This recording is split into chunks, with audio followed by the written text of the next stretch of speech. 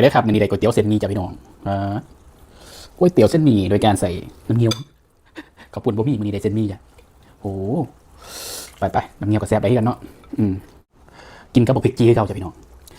สวงๆขึ้นเขาโอ้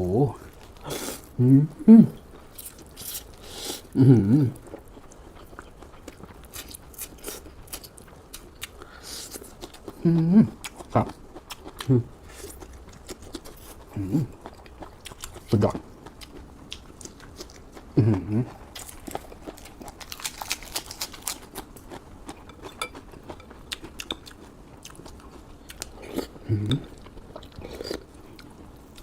บรรยากาศฝนตก